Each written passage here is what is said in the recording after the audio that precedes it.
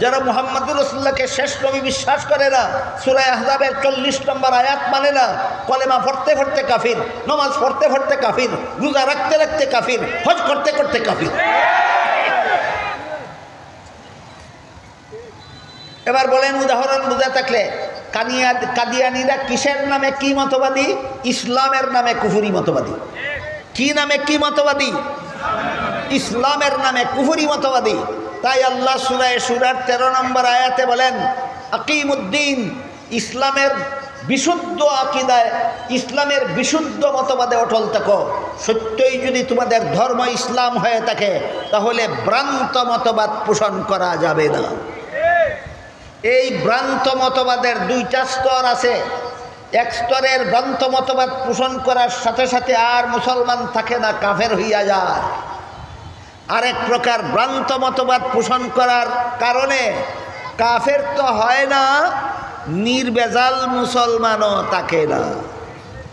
এটা দ্বিতীয় প্রকার ভ্রান্ত মতবাদ। এদিকগুলি আপনাদের বোঝায় এবং জীবন বর্বনে রাখা দরকার। এক প্রকার ভ্রান্ত মতবাদের দ্বারা মুসলমান থাকে না, কাফের হইয়া যায়। যেমন গোলাম আহমদ কাদিয়ানীকে নবী মানার মতো ভ্রান্ত মতবাদের কারণে আর মুসলমান থাকে না, কাফের হইয়া যায়। আরেক প্রকার ভ্রান্ত মতবাদ আছে, এই সমস্ত ভ্রান্ত মতবাদের কারণে কাফের তো হয় না, নির্বেজাল মুসলমানও থাকে না। এই ভ্রান্ত মতবাদের উদাহরণ হইল মুসলমান হওয়ার দাবি করা সত্ত্বেও নবীগণকে গুনাহগার মনে করা। মুসলমান দাবি করা সত্ত্বেও নবীগণকে কি দাবি করা? গুনাহগার দাবি করা। এই ব্যাপারে গতকালকে আপনাদেরকে আমি একটু উদাহরণ সহ বুঝেছি। গতকালকে একটু আলোচনা হয়েছে কিনা? আলোচনা হয়েছে। নবীগণকে গুনাহগার সাব্যস্ত করার মতবাদ যে আসলেই মুসলমানদের মতবাদ নয়, এটা খ্রিস্টানদের মতবাদ। আমি গতকাল বলেছি, খ্রিস্টানেরা তাদের বই, তাদের প্রকাশিত বই কোরআনের আলোকে বেহেশতে যাওয়ার পথ বইয়ে লিখেছে, প্রথম নবী আদম প্রথম গুনাহগার। এই গুনাহগার আদমের বংশে যত নবী জন্মগ্রহণ করেছে, সমস্ত নবী জন্মগত গুনাহগার। তাই আল্লাহ পাক রব্বুল আলামিন শেষ পর্যন্ত একজন নবীকে বেগুনাহ বানাবার জন্য গুনাহগার আদমের বংশে জন্ম না দিয়া আল্লাহ নিজের ঔরসে জন্ম দিলেন।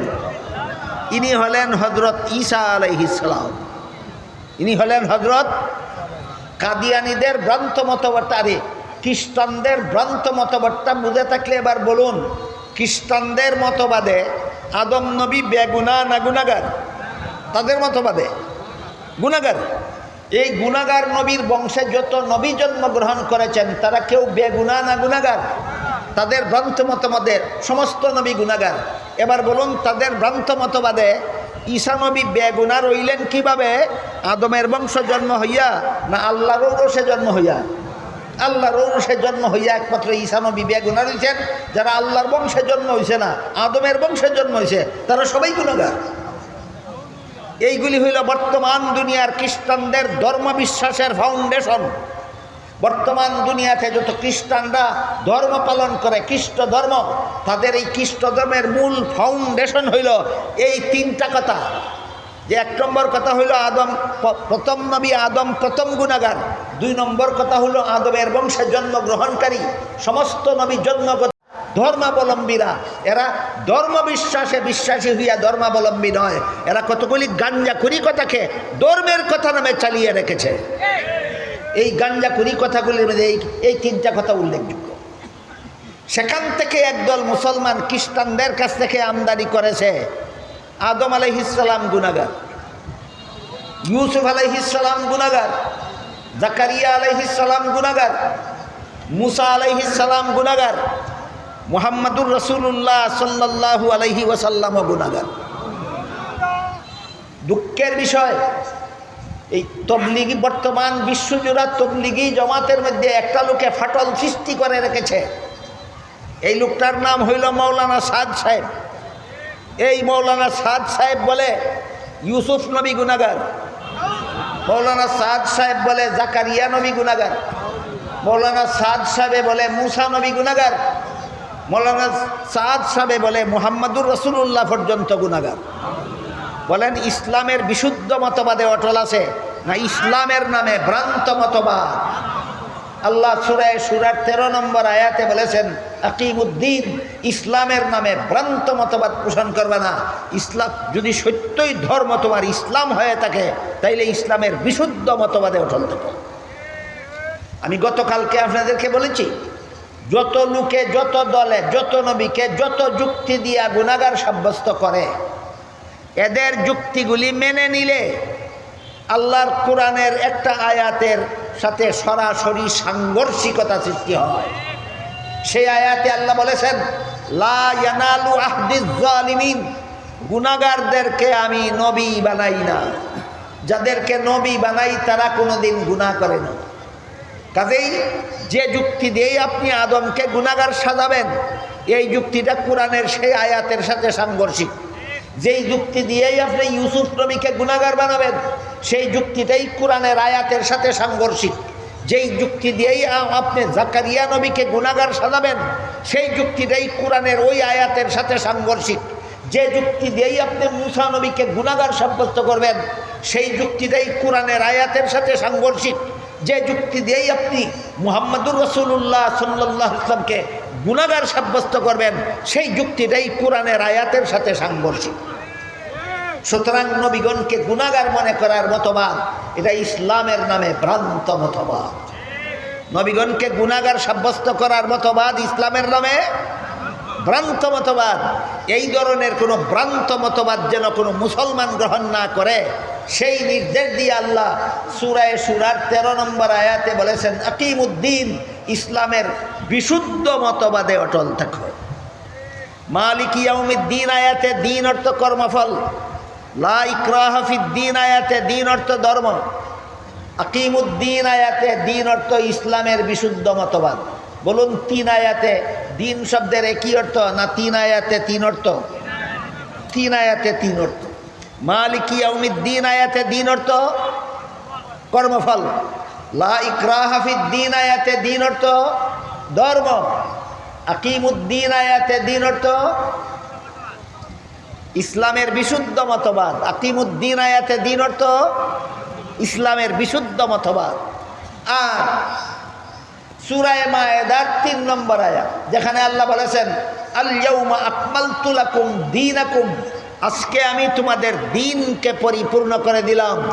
এখানে দিন অর্থ কর্মফলও নয়, এখানে দিন অর্থ ধর্মও নয়, এখানে দিন অর্থ ইসলামের সহি আকীদাও নয়। এখানে আল্লাহ দিন শব্দকে ইসলামের বিধিবিধান অর্থে ব্যবহার করেছেন।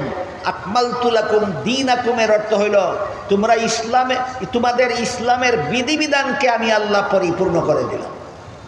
কাজেই মুসলমানের ব্যক্তি জীবনে ইসলামের বিধিবিধান আছে পরিপূর্ণ। মুসলমানের পারিবারিক জীবনে ইসলামের বিধিবিধান আছে পরিপূর্ণ। মুসলমানের সামাজিক জীবনে ইসলামের বিধিবিধান আছে অপূর্ণ না পরিপূর্ণ। মুসলমানের রাষ্ট্রীয় জীবনে ইসলামের বিধিবিধান আছে অপূর্ণ না পরিপূর্ণ। মুসলমানের আন্তর্জাতিক জীবনে ইসলামের বিধিবিধান আছে অপূর্ণ না পরিপূর্ণ? পরিপূর্ণ। এই জীবনের সর্বস্তরে ইসলামের বিধিবিধান পরিপূর্ণ।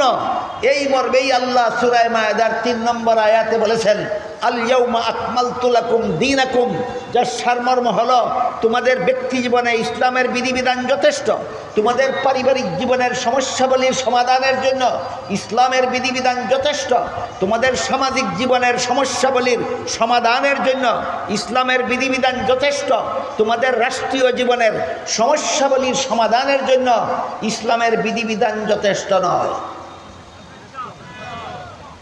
2-4 জনে যথেষ্ট কইছেন। ইসলামের বিধিবিধান ব্যক্তি জীবনের সমস্যাবলীর সমাধানের জন্য যথেষ্ট, ইসলামের বিধিবিধান পারিবারিক জীবনের সমস্যাবলীর সমাধানের জন্য যথেষ্ট, ইসলামের বিধিবিধান সামাজিক জীবনের সমস্যাবলীর সমাধানের জন্য যথেষ্ট, ইসলামের বিধিবিধান রাষ্ট্রীয় জীবনের সমস্যাবলীর সমাধানের জন্য যথেষ্ট নয়। কাজেই কোনো রাজনৈতিক দল যদি বলে আমরা শরিয়া আইনে বিশ্বাসী নই, শরিয়া আইন অর্থই ইসলামের বিধিবিধান, শরিয়া আইন অর্থই শরিয়া মানে ইসলাম, ইসলাম আইন মানে বিধিবিধান, শরিয়া আইন মানে ইসলামের বিধিবিধান।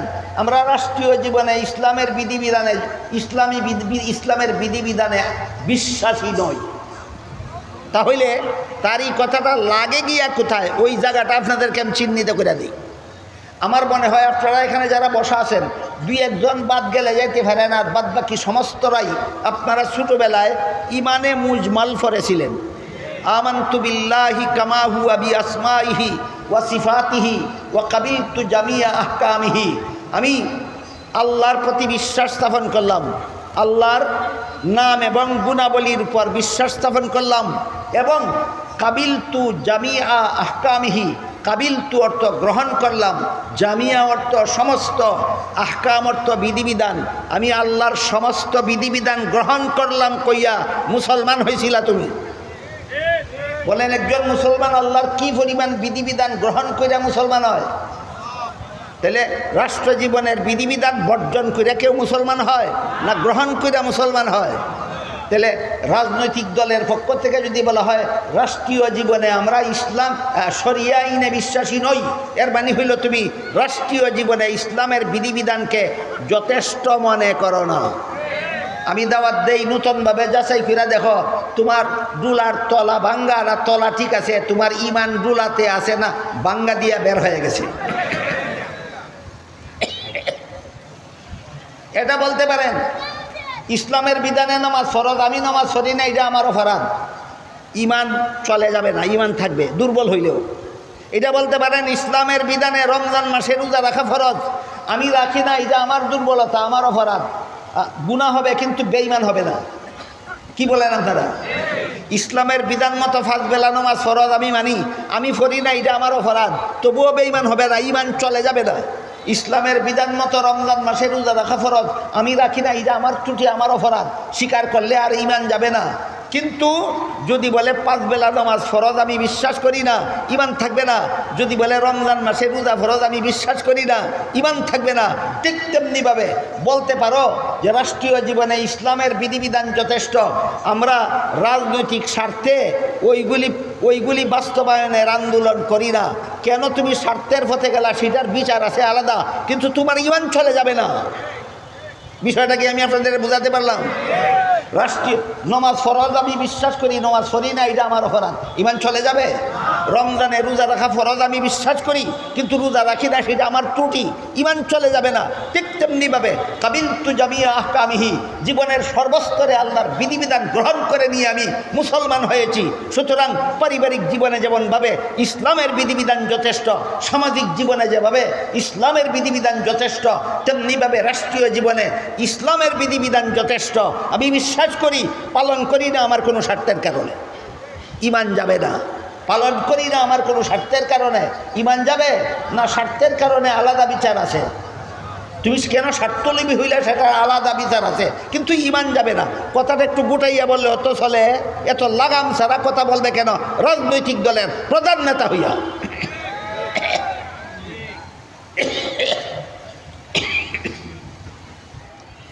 এবার আমরা একটু বোঝার চেষ্টা করি, যারা রাজনীতি করেন তাদের রাষ্ট্রীয় জীবনে ইসলামের বিধিবিধানকে যথেষ্ট মনে করে বরণ করে না নেওয়ার পিছনে রহস্যটা কি? রহস্যটা হলো হযরত উমর ফারুক রাদিয়াল্লাহু আনহু যখন রসুলের দ্বিতীয় খলিফা মনোনীত হলেন, জানেন তো সবাই কত নম্বর খলিফা?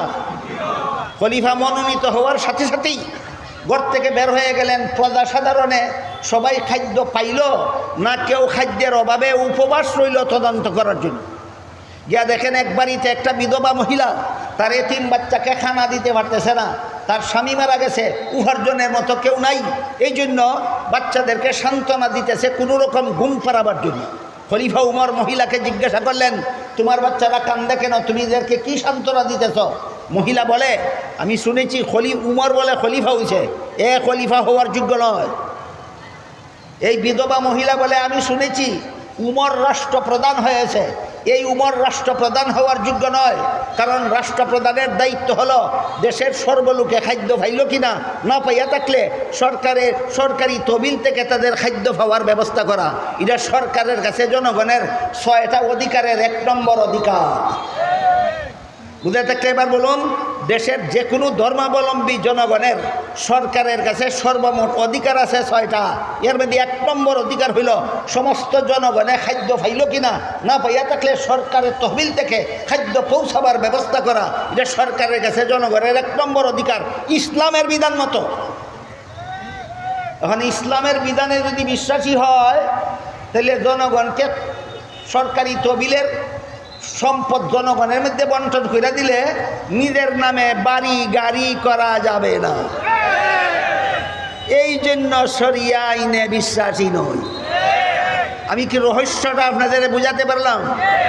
খলিফা উমর বিধবা মহিলার কথা শুনিয়া মহিলা আরও কইল যে উমর এই দেশের রাষ্ট্রপ্রধান হওয়ার যোগ্য নয়, সে জনগণের 1ম নম্বর অধিকারটাই পালন করতে পারলো না, আমার এতিম বাচ্চাদের ঘরে খাদ্য পৌঁছাইয়া দিতে পারলো না। তোমার মতো মুসাফির আসছো আবার খবর নিতে, তোমার মতো মুসাফির এই দেশের প্রেসিডেন্ট হওয়া দরকার ছিল। অবস্থা বুঝে থাকলে বলুন, এই মহিলা কি খলিফা উমরকে চিনে বলল কথাগুলি, না চিনে? না চিনে। খলিফা উমর গুলামকে নিয়ে সরকারি খাদ্য গুদামে ঢুকলেন, ঢুকিয়া গুলামরে কইলেন 8টার বস্তা আমার গাড়ো উঠাইয়া দেয়। গুলামে কয় আমার মতো গুলাম আপনার সাথে থাকা অবস্থায় 8টার বস্তা দেশের প্রধান শাসনকর্তার পিঠে ঘাড়ে উঠাইয়া দিব, এটা কেমন কথা বললেন? খলিফা উমর বলেন, এই গুলাম, কাল হাসরের মাঠে আল্লাহ যখন জিজ্ঞাসা করবেন যেই দেশের প্রধান শাসনকর্তা খলিফা উমর ছিল, সেই দেশের একটা বিধবা মহিলার এতিম বাচ্চা উপবাস অবস্থায় ঘুমাইছিল কেন, তখন কি জবাবটা তুই দিবি? তাহলে বোঝা গেল কিয়ামতের দিন আল্লাহ প্রত্যেকটা শাসনকর্তাকে জিজ্ঞাসা করবেন, তোমার অমুক অমুক তমুক নাগরিক রাত্রেবেলা উপবাস ঘুমাইছিল কেন? এদেরকে উপবাস ঘুম না পারাইয়া বিদেশে বাড়ি করা যায় না। জনগণকে অভাবগ্রস্ত অবস্থায় রেখে জনগণের জনগণকে অধিকার থেকে বঞ্চিত না করলে দেশের লক্ষ কোটি, হাজার কোটি, শত কোটি টাকা বিদেশ পাচার করা যায় না। আর এই কাজগুলি শরিয়া আইনে হারাম। এই জন্য এদের জন্য শরিয়া আইনে বিশ্বাসী হওয়া কঠিন ব্যাপার। বুঝাতে পারলাম? শরিয়া আইনে রাজনৈতিক জীবনে শরিয়া আইনে বিশ্বাসী না হওয়ার এই হইল রহস্য। এরপরে গুলাম বাধ্য হইয়া 8টার বস্তা খলিফা উমরের গাড়ে উঠাইয়া দিল। খলিফা উমর 8টার বস্তা গাড়ে নিয়ে লেবারের মতো চললেন বিধবা মহিলার বাড়িতে, আর গুলাম খালি হাতে চলল নবাবের মতো। বাড়িতে গিয়া 8টার বস্তা খুললেন, বিধবা মহিলার দ্বারা রুটি তৈরি করাইলেন, শেখাইলেন, এতিম বাচ্চাদেরকে খাওয়াইয়া হাসি ফুটাইয়া ঘুম পাড়াইলেন। বিদায়ের সময় বিধবা মহিলাকে বললেন, আগামীকাল অফিস টাইমে খলিফা উমরের দরবারে যাইবা, তোমার এবং তোমার এতিম বাচ্চাদের জন্য সরকারি গুদাম থেকে বাতা মঞ্জুর করা হবে। পরের দিন কথা মতো বিধবা মহিলা খলিফা উমরের দরবারে গিয়া দেখে গত রাত্রে যেই মুসাফিরের কাছে খলিফা উমরের বদনাম করছিল, ইলা ওই খলিফা উমর। বলেন, খলিফা উমর যেই দেশের প্রধান শাসনকর্তা, এই দেশের একটা বিধবা মহিলা উপবাসী অবস্থায় ঘুমাতে হলো না কেন? এই বিধবা মহিলার এতিম বাচ্চারা উপবাসী অবস্থায় ঘুমাতে হলো না কেন? সরকারি খাদ্য গুদাম থেকে প্রেসিডেন্টের পক্ষ থেকে তাদের ঘরে খাদ্য পৌঁছাবার ব্যবস্থা করা হলো কেন?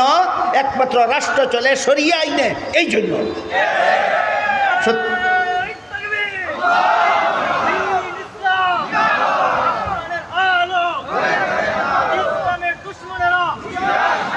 এই জন্য ইসলামের বিধিবিধান ব্যক্তি জীবনের সব সমস্যার সমাধান, ইসলামের বিধিবিধান পারিবারিক জীবনের সব সমস্যার সমাধান, ইসলামের বিধিবিধান সামাজিক জীবনের সব সমস্যার সমাধান, ইসলামের বিধিবিধান রাষ্ট্রীয় জীবনের সব সমস্যার সমাধান, ইসলামের বিধিবিধান আন্তর্জাতিক জীবনের সব সমস্যার সমাধান। এই মর্মে আল্লাহ বলেন, আল ইয়াউমা আকমালতু লাকুম দীনাকুম, আজকে আমি তোমাদের জন্য ইসলামের বিধিবিধান পরিপূর্ণ করে দিলাম। সুতরাং ইসলামের বিধিবিধান পরিপূর্ণতার যত ব্যাখ্যা আছে সকল ব্যাখ্যার সারমর্ম হইল ইসলামের বিধিবিধান মানব জীবনের সব সমস্যার সমাধান। আয়াতের তাফসীরটা এক কথায় মনে রেখে বাড়ি পর্যন্ত যেতে পারবেন। আল ইয়াউমা আকমালতু লাকুম দীনাকুম, এই আয়াতের তাফসীরের সারমর্ম হলো ইসলামের বিধিবিধান মানব জীবনের সব সমস্যার সমাধান। ইসলামের বিধিবিধান মানব জীবনের সব সমস্যার সমাধান। ইসলামের বিধিবিধান মানব জীবনের সব সমস্যার সমাধান। আল্লাহ আমাদের সবাইকে বুঝার এবং যাবতীয় বিধিবিধান মেনে নেওয়ার সৌভাগ্য দান করুন। সবাই বলুন আমিন। সুবহান।